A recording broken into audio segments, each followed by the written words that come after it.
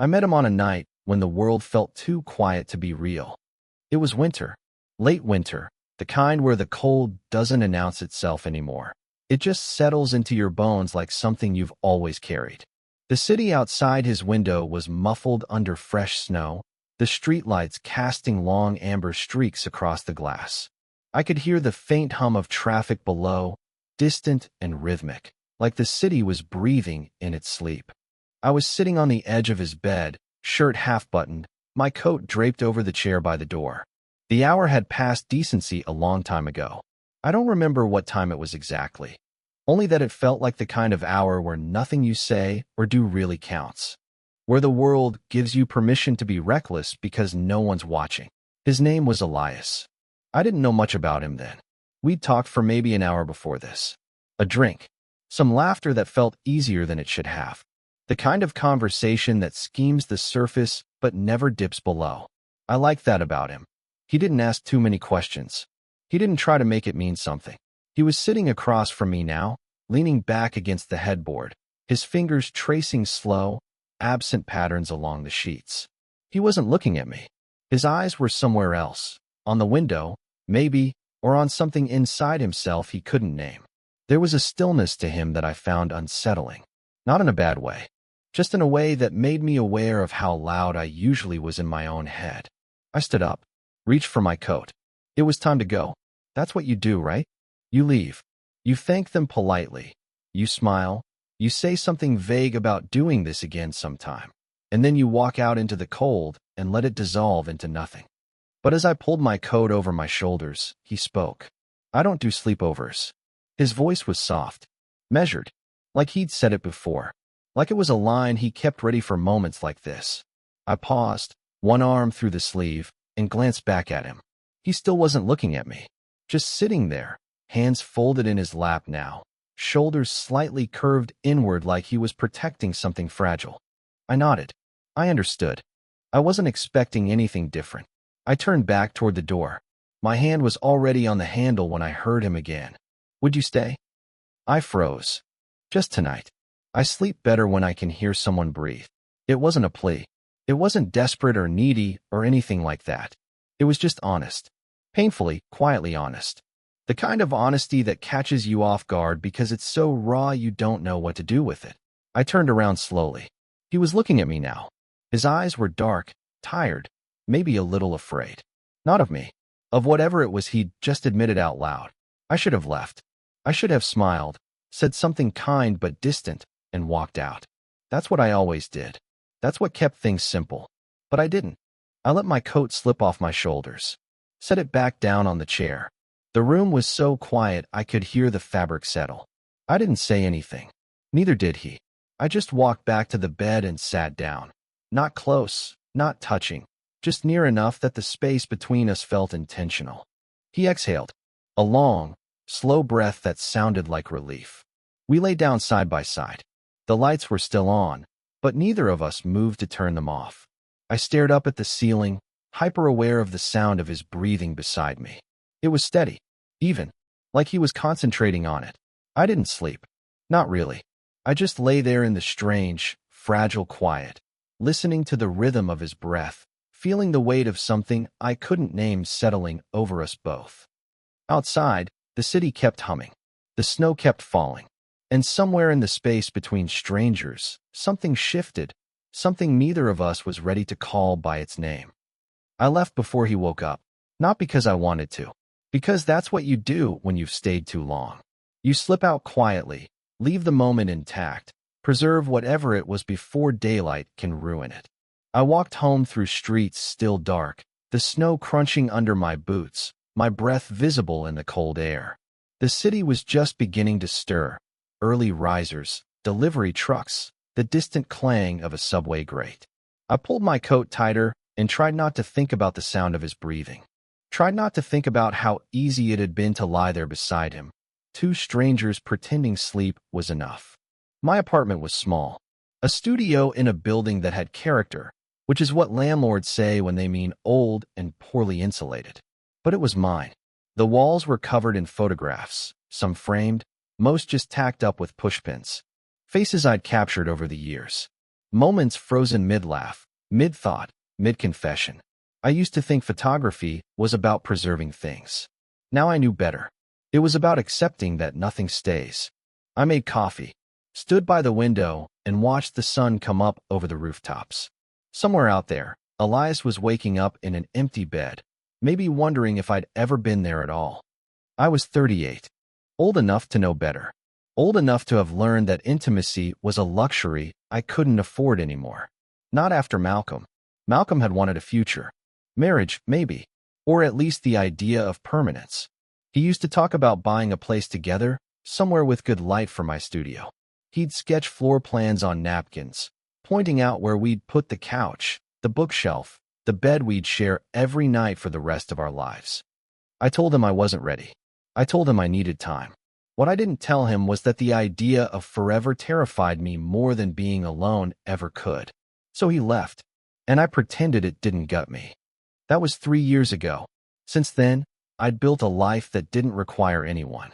I worked. I paid my bills. I had coffee at the same cafe every morning, editing photos on my laptop while the world moved around me. The barista knew my order. The regulars nodded when I walked in. It was routine, and routine felt safe. I told myself I was fine, that I'd outgrown the need for someone to come home to, that the ache in my chest when I climbed into bed alone each night was just fatigue, nothing more. But sometimes, late at night, I'd lie awake and wonder what Malcolm was doing. If he'd found someone who could give him what I couldn't. If he still thought about me at all. I didn't let myself think about Elias. Not in those terms, anyway. He was just someone I'd met. Someone I'd spent a few hours with. It didn't mean anything. It couldn't. Still, I found myself checking my phone more often than I should have, waiting for a message that never came. A week passed. Then 2. I threw myself into work. I had a portrait series due, commission work for a local gallery. People who wanted to be seen a certain way, captured in the best possible light. I was good at that. Good at showing people the version of themselves they wanted to believe in. My apartment became a gallery of half-finished projects. Contact sheets spread across the floor. Memory cards stacked on the desk. And on the wall by the window, a single framed photograph. My parents on their wedding day. They looked young. Impossibly young. My father's hand on my mother's waist. Her head tilted toward his shoulder. They looked like they believed in forever. They'd been married 42 years when my father died. My mother lasted 8 months after that. Long enough to sell the house, divide up the furniture, make sure I had everything I needed. Then she just let go, like she'd been holding her breath the whole time, waiting for permission to stop. I understood that now. The weight of building a life around someone, only to watch it collapse when they're gone. The terror of needing another person so much that losing them unmakes you entirely. So I stayed alone. I stayed safe. I convinced myself that solitude was strength, that independence was the only honest way to live. But then I'd remember that night. The quiet of Elias's apartment. The way his voice had cracked just slightly when he asked me to stay. The sound of his breathing, steady and even, anchoring me in the dark. And I'd wonder if maybe I'd been lying to myself all along. One evening, my phone buzzed. A message from a number I didn't recognize. It's Elias. From a few weeks ago. I hope this isn't strange. I need new headshots for a professional profile. Saw your work at the gallery. Would you be interested? I stared at the screen for a long time. It was a perfectly reasonable request. Professional. Impersonal. The kind of message you send when you're trying to reconnect without admitting that's what you're doing. I should have said no. Should have recommended another photographer, kept the distance intact. Instead, I typed back. Sure. When works for you? His response came quickly. This week. I can come to your studio. I didn't have a studio. Just my apartment and whatever light I could find. But I told him yes anyway. Told him to come by Thursday afternoon. I spent the next 3 days rearranging my space, clearing the clutter, setting up lights I hadn't used in months. I told myself it was just professionalism, that it didn't matter who the client was. But when Thursday came, I stood in front of the mirror longer than usual, changed my shirt twice, ran my hand through my hair, and wondered what the hell I was doing. The buzzer rang at 3. I opened the door, and there he was. Elias. Taller than I remembered. More solid. He wore a dark coat over a simple sweater, his hair slightly damp from the rain. He looked nervous. He said hello. I said it back. We stood there for a moment, the space between us charged with everything we weren't saying. Then I stepped aside, let him in, and closed the door behind us. I left before he woke up, not because I wanted to, because that's what you do when you've stayed too long. You slip out quietly, leave the moment intact, preserve whatever it was before daylight can ruin it. I walked home through streets still dark, the snow crunching under my boots, my breath visible in the cold air. The city was just beginning to stir, early risers, delivery trucks, the distant clang of a subway grate. I pulled my coat tighter and tried not to think about the sound of his breathing. Tried not to think about how easy it had been to lie there beside him. Two strangers pretending sleep was enough. My apartment was small, a studio in a building that had character, which is what landlords say when they mean old and poorly insulated. But it was mine. The walls were covered in photographs, some framed, most just tacked up with pushpins. Faces I'd captured over the years. Moments frozen mid-laugh, mid-thought, mid-confession. I used to think photography was about preserving things. Now I knew better. It was about accepting that nothing stays. I made coffee, stood by the window, and watched the sun come up over the rooftops. Somewhere out there, Elias was waking up in an empty bed, maybe wondering if I'd ever been there at all. I was 38, old enough to know better, old enough to have learned that intimacy was a luxury I couldn't afford anymore. Not after Malcolm. Malcolm had wanted a future. Marriage, maybe, or at least the idea of permanence. He used to talk about buying a place together, somewhere with good light for my studio. He'd sketch floor plans on napkins, pointing out where we'd put the couch, the bookshelf, the bed we'd share every night for the rest of our lives. I told him I wasn't ready. I told him I needed time. What I didn't tell him was that the idea of forever terrified me more than being alone ever could.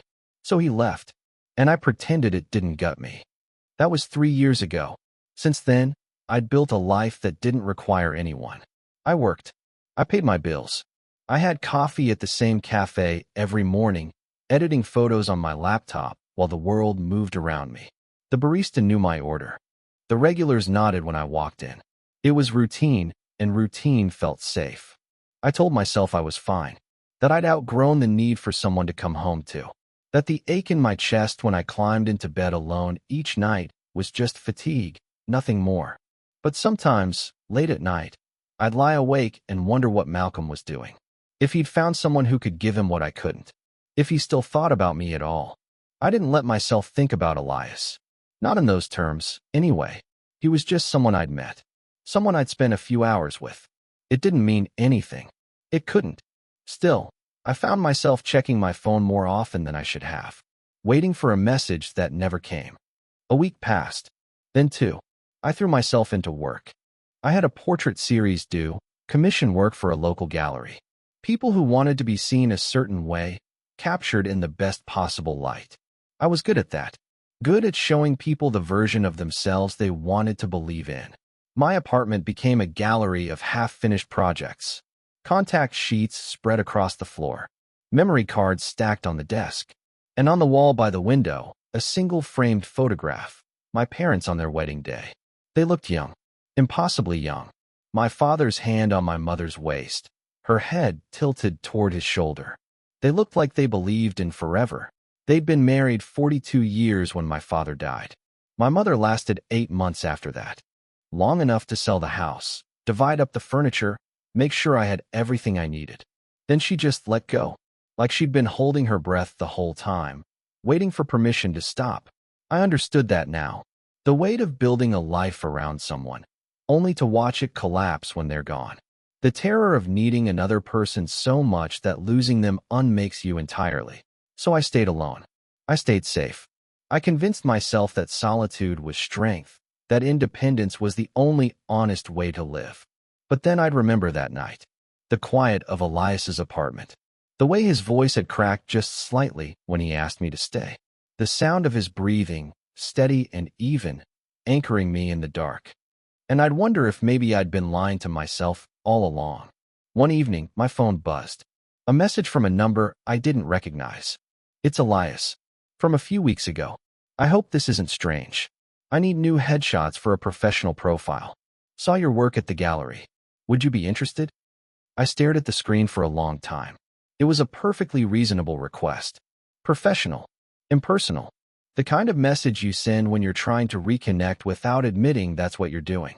I should have said no. Should have recommended another photographer, kept the distance intact. Instead, I typed back. Sure. When works for you. His response came quickly. This week. I can come to your studio. I didn't have a studio. Just my apartment and whatever light I could find. But I told him yes anyway. Told him to come by Thursday afternoon. I spent the next 3 days rearranging my space, clearing the clutter, setting up lights I hadn't used in months. I told myself it was just professionalism, that it didn't matter who the client was. But when Thursday came, I stood in front of the mirror longer than usual, changed my shirt twice, ran my hand through my hair, and wondered what the hell I was doing. The buzzer rang at 3. I opened the door, and there he was. Elias. Taller than I remembered. More solid. He wore a dark coat over a simple sweater, his hair slightly damp from the rain. He looked nervous. He said hello. I said it back. We stood there for a moment, the space between us charged with everything we weren't saying.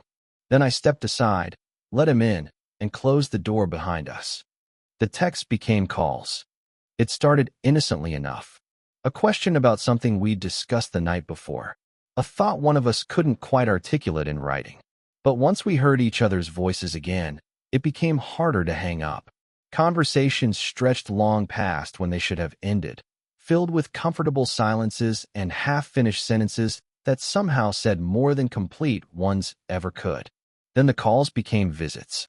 The first time I went back to his place, I told myself it was just to drop off the photos from our session. I had them printed, matted, tucked into a portfolio case like this was still professional.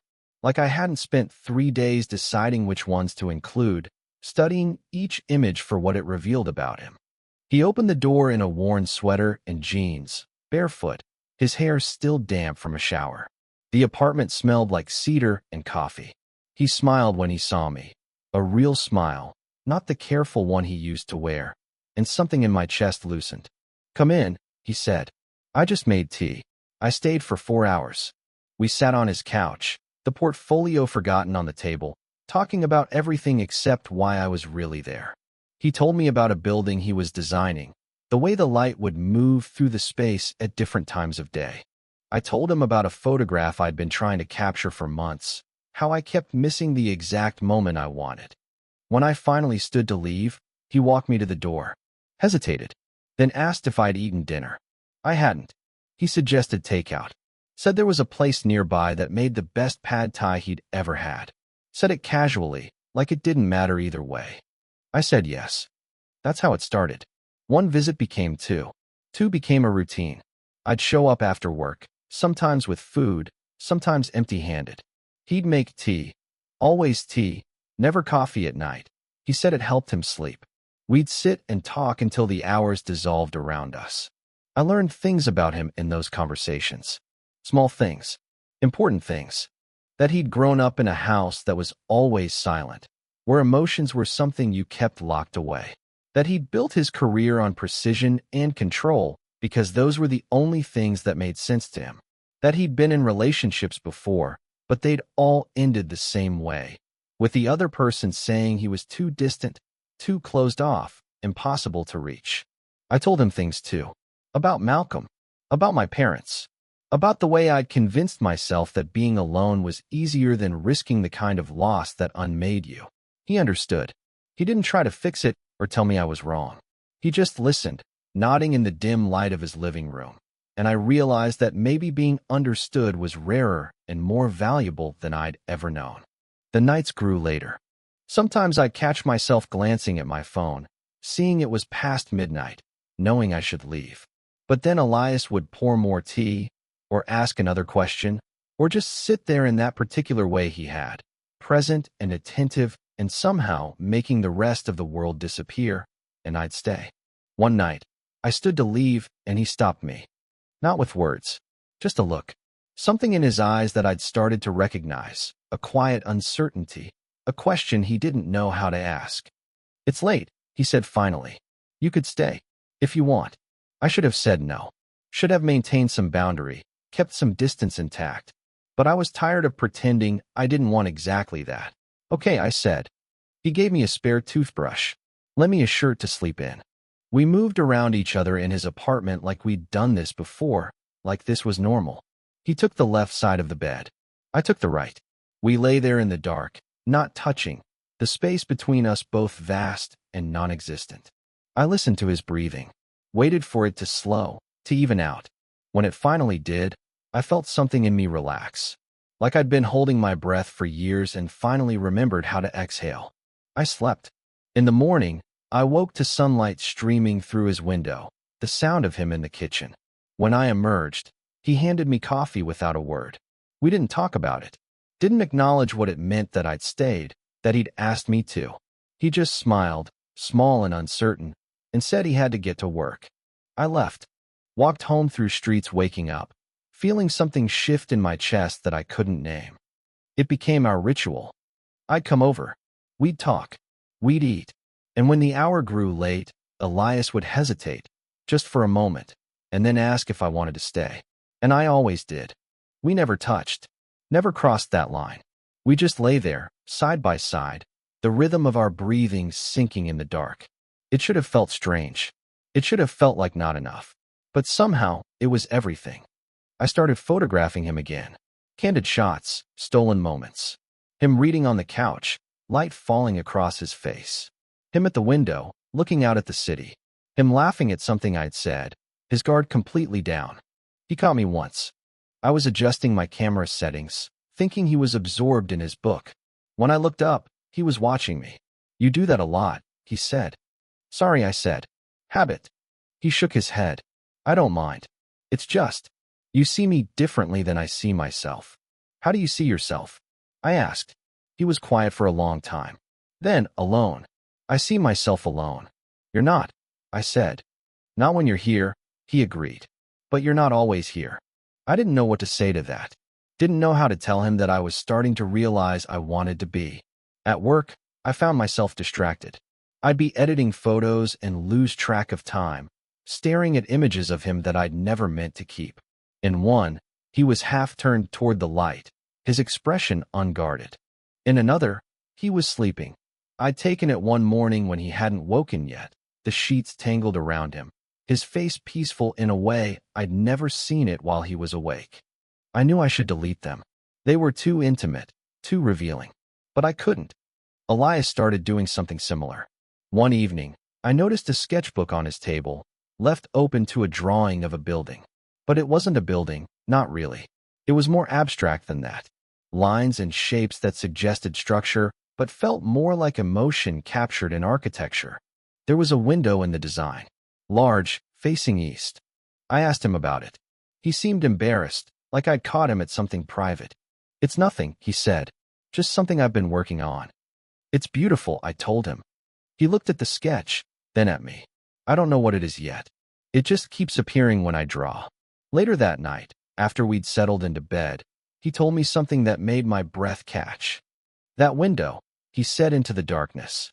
"It faces east because you told me once that you always wake up with the dawn." I didn't realize I was doing it until tonight. Until you asked. I turned my head to look at him. He was staring at the ceiling, his profile sharp in the dim light from the window. "You're in everything I make now," he said quietly. "I don't know how to stop it." "I don't think you're supposed to stop it," I said. He turned to face me then. We were closer than we'd ever been, our faces inches apart on our respective pillows. I could see every detail of him, the exhaustion in his eyes, the vulnerability he was trying so hard to hide. "Julian," he whispered, "what are we doing?" "I don't know," I said honestly, "but I don't want to stop." His hand moved between us, not touching me, just resting on the sheets, his fingers splayed out like he was reaching for something he couldn't quite grasp. I moved my hand to meet his. Our fingers overlapped, barely. The contact was electric. We stayed like that for a long time, not speaking, not moving, just existing in that fragile space between what we were and what we might become. Eventually, we fell asleep, our hands still touching. our breathing synchronized. And when I woke in the morning, the first thing I saw was him. Still asleep. Still close. Still here. For the first time in longer than I could remember, I didn't want to leave. It happened on a Tuesday. I remember because I'd had a meeting that morning with a difficult client, the kind who wanted everything perfect but couldn't articulate what perfect meant. I was exhausted, irritated, ready to go home and disappear into editing work. But I found myself walking toward Elias's building instead, my feet carrying me there without conscious decision. I let myself in with the key he'd given me 2 weeks earlier. He'd handed it to me casually one morning, saying it was easier than buzzing me up every time. But we both knew what it meant. That I was welcome. That this had become something neither of us wanted to name but couldn't deny. The apartment was quiet. I found him on the couch, surrounded by blueprints and sketches, his laptop open on the coffee table. He looked up when I walked in, and his face transformed, the tension melting, his eyes softening. "Bad day?" he asked. I nodded, dropped my bag by the door, sat beside him, closer than I normally did. He shifted the papers aside, made space for me. We sat there in comfortable silence, the way we'd learned to do. His presence alone was enough to quiet the noise in my head. After a while, he got up to make tea. I watched him move through his apartment, this space I'd come to know as well as my own. The way he filled the kettle, the particular mug he always used for me, the unconscious grace in his movements. When he came back, he handed me the cup and sat down again. This time, our shoulders touched. Just barely, but enough that I felt it everywhere. We talked about nothing important. My day, his project, a documentary he'd watched. But underneath the words was something else, a current running between us, growing stronger every time we met. At some point, the conversation died away. We just sat there, the tea growing cold in our hands, the evening light fading through his windows. Then I noticed something. One of my photographs, tucked between the pages of a book on his shelf. I stood up, crossed to it, pulled it out. It was one I'd taken weeks ago. Elias, half turned toward a window, his face caught in profile. The one from the photo session. The one where he looked completely exposed. "You kept this?" I asked. He didn't answer right away. When I turned around, he was watching me with an expression I couldn't quite read. "I keep all of them," he said quietly. I frowned. "All of what?" "All the photos you've taken of me. The ones you think I don't notice. I have them on my phone. I look at them sometimes when I can't sleep." My breath caught. "What?" "Because," he said, standing now, crossing the space between us, "you see me like no one should." "What do you mean?" He stopped in front of me, close enough that I could see the exhaustion in his eyes, the fear, the longing. "You see the parts of me I've spent my whole life hiding. The parts one don't show anyone. And you capture them like they're worth something. Like they're beautiful." "They are," I said. "No," he whispered. "They're not. They're broken and lonely and desperate. But when you look at me, when you photograph me, I almost believe they could be something else." The photo slipped from my fingers. I didn't hear it hit the floor. "Elias," I started, but I didn't know how to finish. He reached up, his hand hovering near my face, but not quite touching. I could feel the heat of him, the tremor in his fingers. "I don't know how to do this," he said. "I don't know how to let someone in. Every relationship I've ever had has ended because I'm too closed off, too controlled, too afraid. And you're the first person who's ever made me want to try. But I'm terrified that if I do, if I let you all the way in, you'll see how empty I really am and you'll leave." "You're not empty," I told him. "How do you know?" "Because I see you," I said. "Really see you. And what I see is someone who's been trying so hard to protect himself that he's forgotten what it feels like to be held." Something in his face broke then. His hand dropped. He took a step back, turning away from me. "I can't," he said, his voice barely audible. "I can't have this." But he didn't ask me to leave. He just stood there, his back to me, his shoulders rigid with the effort of holding himself together. I should have respected that, should have given him space. But something in me refused.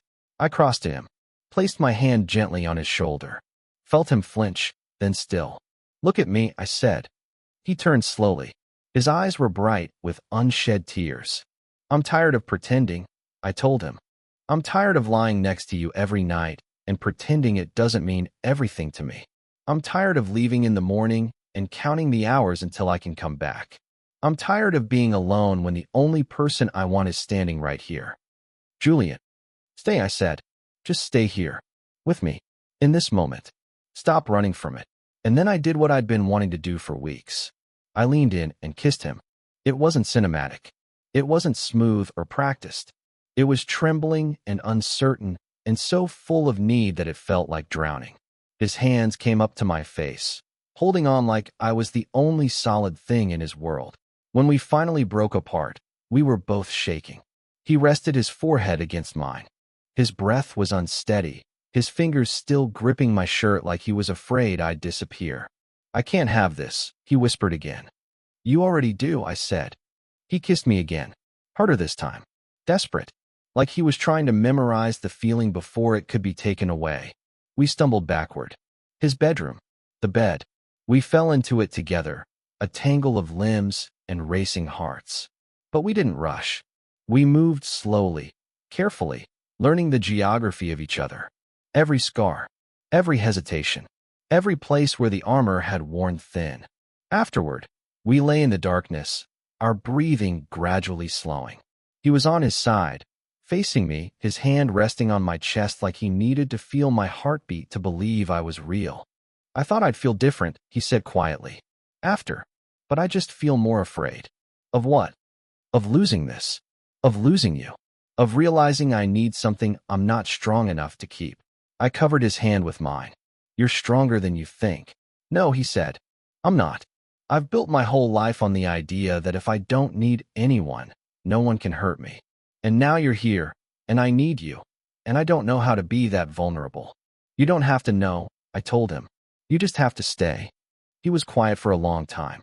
Then, so softly I almost didn't hear it. Stay. Just tonight. I smiled in the darkness. Those were the same words he'd said the first night we met. But now they meant something different. Now they meant everything. I'm not going anywhere, I promised. He pulled me closer, his face buried against my neck. I felt him exhale, long and slow, like he'd been holding that breath for years. We lay there as the city hummed outside, as the night deepened around us. I listened to his breathing gradually even out, felt his body relax against mine. For the first time since Malcolm, I felt something I'd forgotten how to feel. I felt home. And as I drifted toward sleep, I realized that what terrified Elias terrified me too. Because home was the most dangerous thing you could build.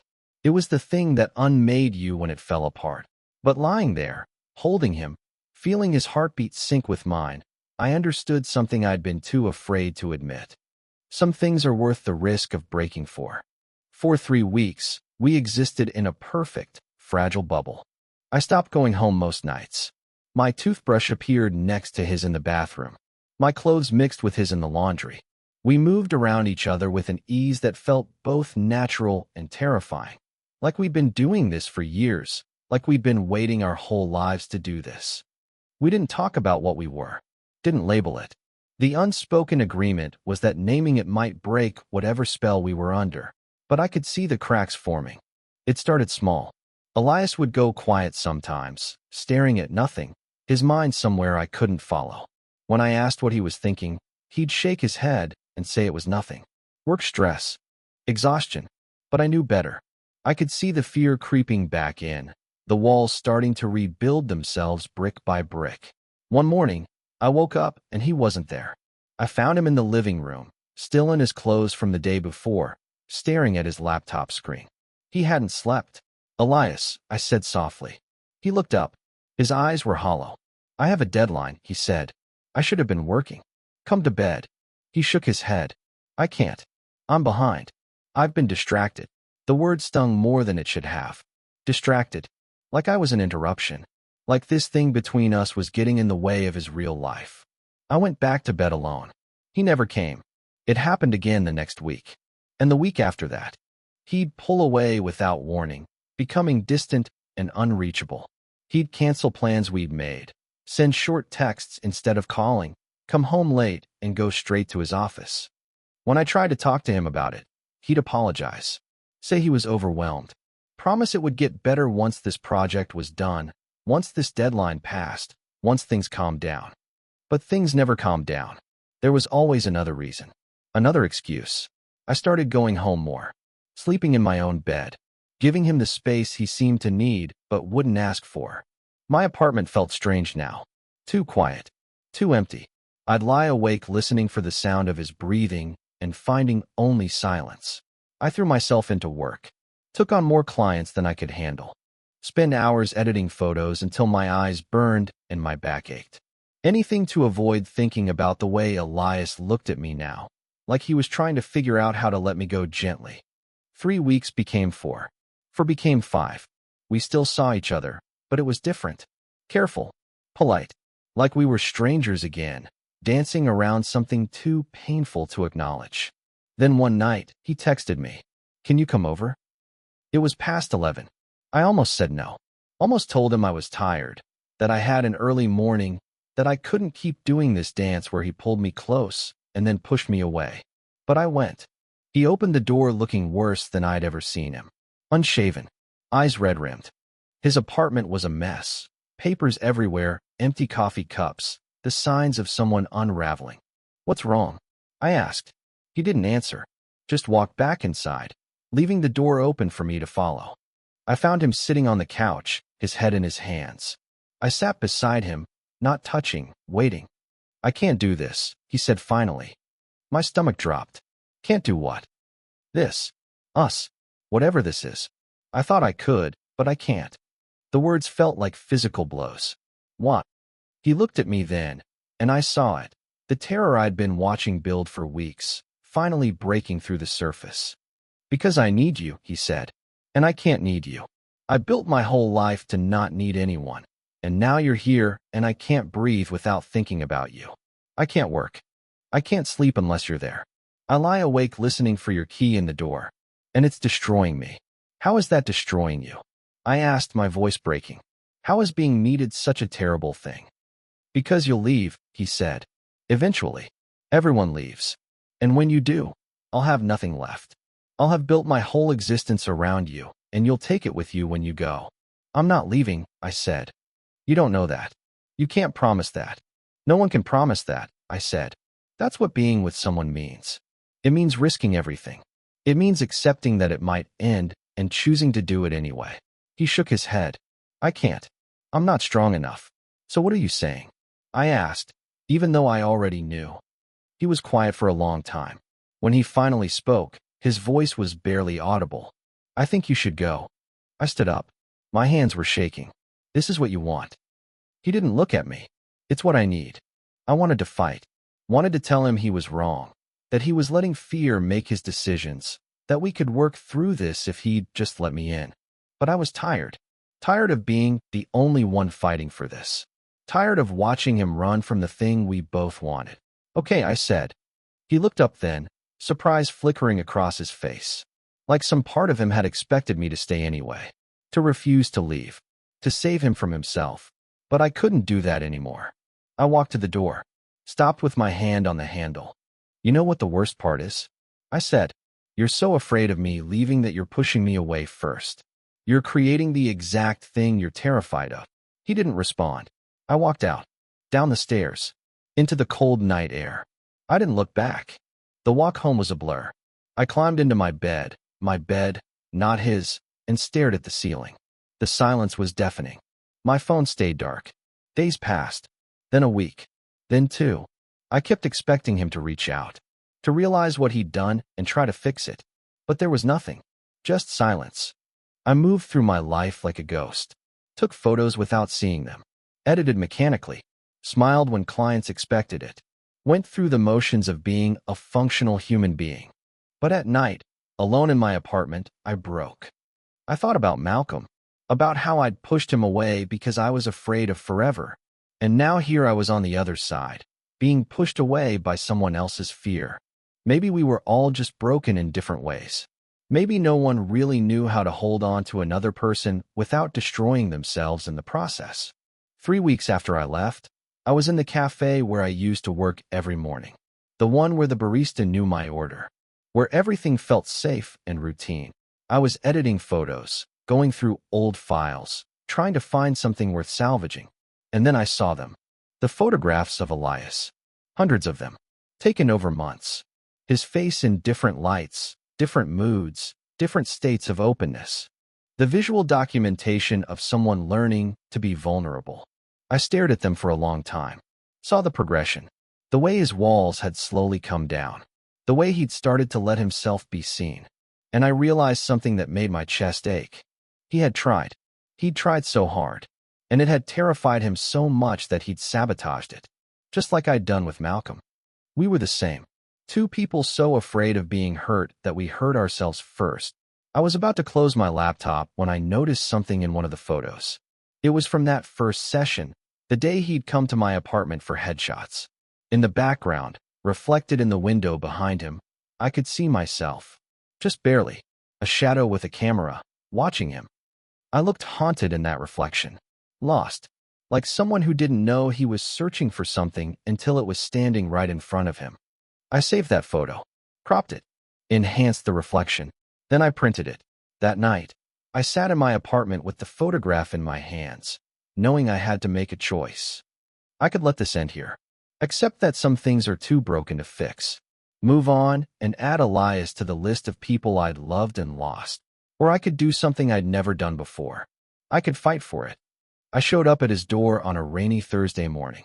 I'd been awake all night, the photograph in my hands, trying to decide if this was courage or desperation. But when dawn came, I knew what I had to do. Not to win him back.